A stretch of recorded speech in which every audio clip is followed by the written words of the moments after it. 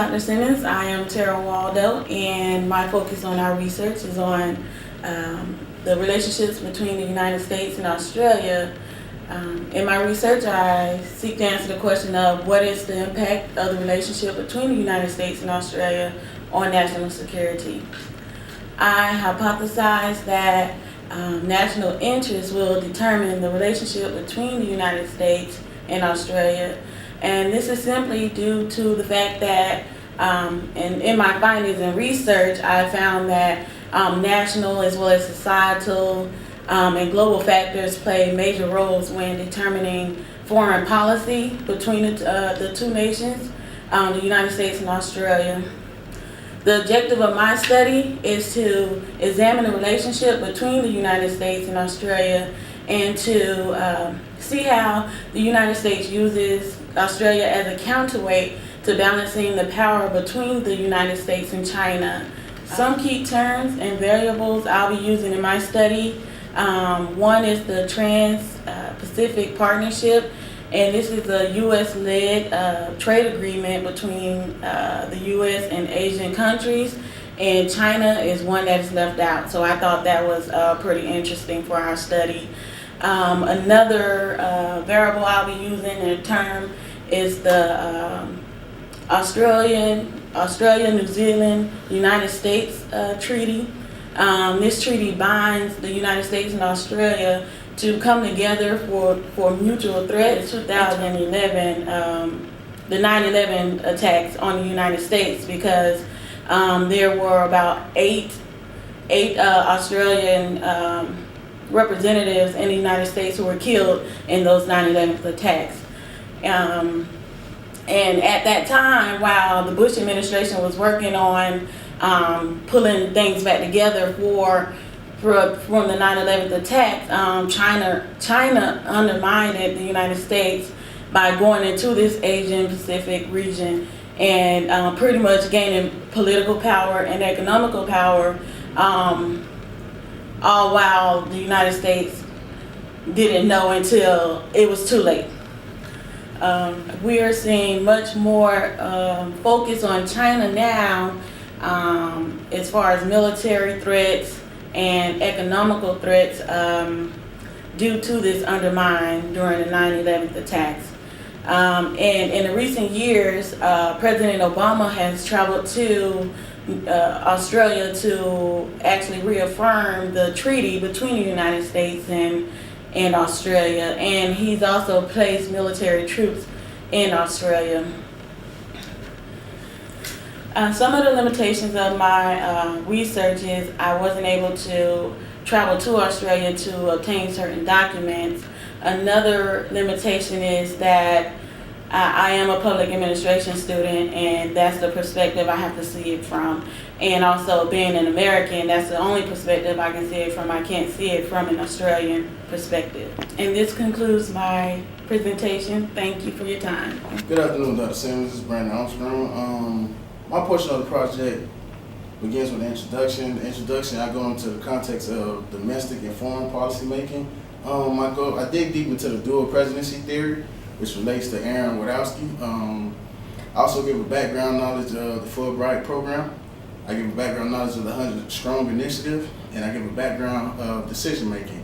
And I also go in deep context of the Department of State to give the reader a more justification of what the primary role of the Department of State is when it comes to domestic and foreign policy making.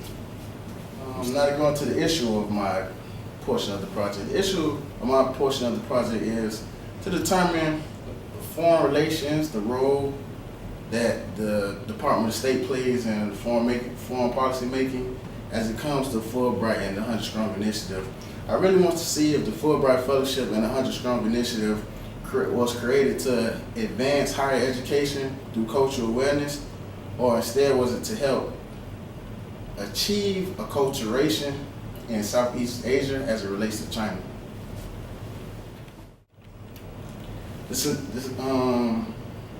statement of the problem is the study will analyze the advancement of these programs, the attitudes between the United States of America and Southeast Asia as it relates to China, and the strong social values of the Republic of China.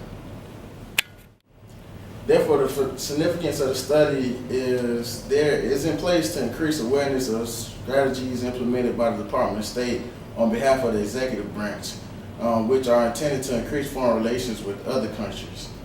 Throughout this research, the researcher examines to determine the initiatives and what they are in place for and what they're actually doing. In the theoretical framework, we use the cognitive theory. The cognitive theory examines the role of psychological processes which include perception, misperception, and belief systems in regards to foreign policy behavior in the states. Constructivism theory is used to examine the state behavior in the context of the state characteristic. This theory launches deep into to find the state's individuality of the state. The liberalism theory is used basically to bring value into the equation regarding international systems. This theory refers often as idealism.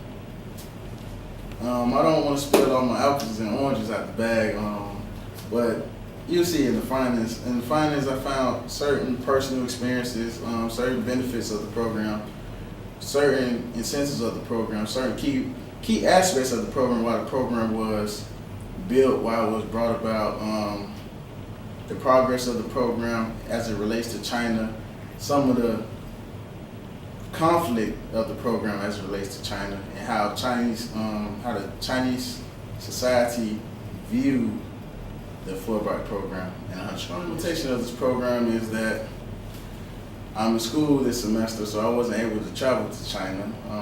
Sadly to say, it would be nice to experience that. Second was that I couldn't really obtain physical documents from China, and I cannot read Chinese, and I cannot speak their language, so it's hard to get personal testaments of the program and testimonies from them, other than the sources and scholarly journals that I found that was written in English. All right, thank you for your time, Dr. Simmonds. Hope you enjoy your trip. All right. Hi, Dr. Simmonds. My name is Courtney Hodges. My part of the paper is going to focus on U.S. debt to China and China's purchasing of United States debt.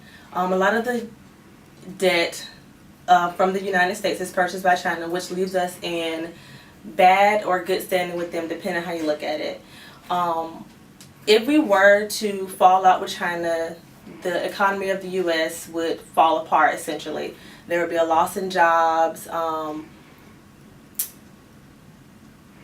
The stock market would essentially go down, as we've seen in 2008, and the housing market. Some of the stuff I found out during my research was that China is the third largest economy in the world after Japan and, of course, the United States. We are the biggest consumers of Chinese goods. Half of China's GDP, or gross domestic product, comes from industrial and manufacturing goods, which has a lot to do with why a lot of outsourcing from U.S. jobs goes to China, because they make labor so low. Public debt in the United States comes from individuals buying government bonds. China is the biggest foreign creditor of U.S. debt, which increases our dependence on China, leading to us not wanting to be in bad standing with them. And the project, of course, was I'm not able to go to China. Going into this research, I was limited on knowledge that I knew just offhand. So I found that I had to do a lot more research online than I wanted to do necessarily. A lot of the books are not solely just on China, it's on the Southeast China region in general. Good afternoon, Dr. Simmonds. I was responsible for question 3 of our 4-part question research project, and of course that was evaluating the relationship between the US and Asia. And what I decided to do was to bring about an historical perspective between the United States and Asia, and how effective, how significant their relationship was back in, I wouldn't even say prehistoric times, but back in like the Cold War and the Cold War period and the Vietnam War, and then thereafter moving into the 19th century, 20th century, 21st century. How effective has that relationship been thus far? What are the negatives to that relationship? And of course, what are the positives, negatives, as well as the positives of that relationship, and at the same time, who are the key players that are involved in the U.S.-Asian relationship? Because of course, Asia is a very large region, and although you might think that, or people might think that it only consists of the countries within that region, you also have a key player, which is Australia as well. So my research question, per se, delved into the historical perspectives into the U.S.-Asia relationship, its significance and its importance within the 21st century. My statement of the problem is, it was not a problem, so therefore I did not do a statement of the problem, because I was not evaluating a particular or trying to solve a particular problem. The objective of the study was to provide an historical outlook into the U.S.-Asia relationship, as well as to determine the impacts on which the relationship has had in the 21st century. My significance of study was to delve into the U.S.-Asia relationship, determining the basis of such relationship, its important key players within this relationship, as well as the negative and positive factors as I discussed earlier. Some of my key terms, based on what I've been reading through thus far, it is seen that of course the U.S. Southeast Asia relationship or Asian relationship is very significant for the fact of its economical outcomes, its security outcomes, as well as pretty much its overall effectiveness as it relates to the economies of the world.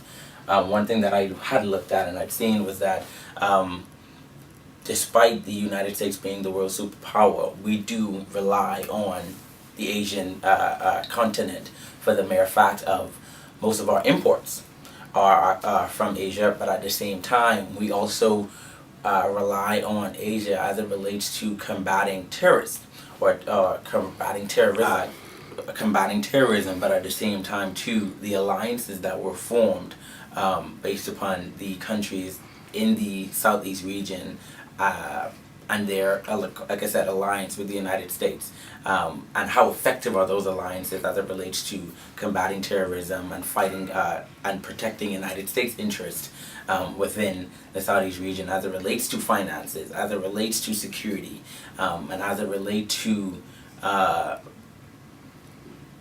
I guess security in general per se, and of course its continued relationships.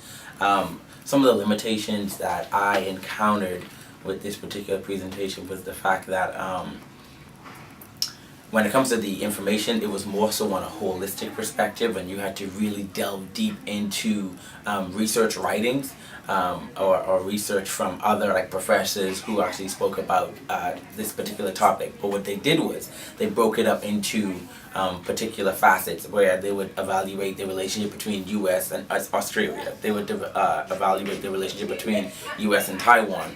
But to get a holistic perspective of the U.S.-Asia relationship was pretty hard to do without encompassing all those facets.